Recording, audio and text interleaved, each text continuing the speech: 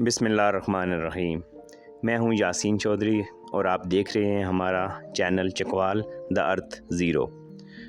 आज चकवाल की जो कुछ इंतहाई दिलचस्प, मुनफरिद, अनोखी या अजूबा चीज़ें हैं, उन्हीं में से आज हम आपको एक चीज़ और दिखाने जा रहे हैं और ये एक दरख्त है।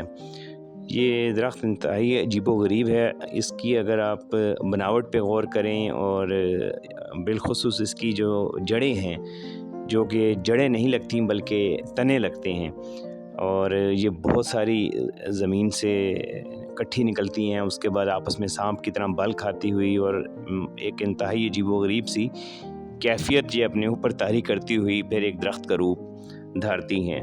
ये जो भी फिनोमेना है, यकीनन इस पे अगर सदियां नहीं तो कई दहाइयों का सफ़र ज़रूर रहा होगा। और अगर दरख्तों की चकवाल में बात करें तो चकवाल में ऐसे मुतअद्दिद दरख्त पाए जाते हैं जो कि पूरे चकवाल में एक ही जगह एक दरख्त देखा गया और उनके नाम भी लोगों को नहीं पता। और इस तरह दरख्तों की भी चकवाल में पूरी एक ऐसी दुनिया पड़ी है जो बहुत बड़ी रिसर्च की मुतलाशी है।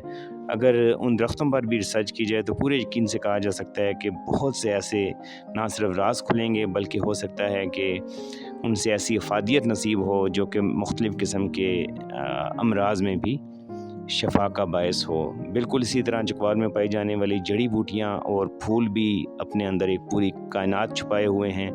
हमने चकवाल के जंगलों में लगभग 120 के करीब ऐसे फूल भी अपने पिछले 10-12 साल के सफ़र में अपने जो चकवाल टूरिज़म का एक हमारा फेसबुक पेज है उसके ऊपर हमने उन फूलों को भी अपलोड किया, ताकि अगर कोई उन पर रिसर्च करना चाहे या उनसे फ़ायदा उठाना चाहे तो वो उनसे मुस्तफ़ीद हो सके। और उन फूलों की बनावट से भी इंसान बिल्कुल उसी तरह हैरान होकर रह जाता है जिस तरह ये दरख्त, जैसे कई दरख्त और उनकी बनावट और उनकी इक़साम आपको हैरान करके रख देती हैं।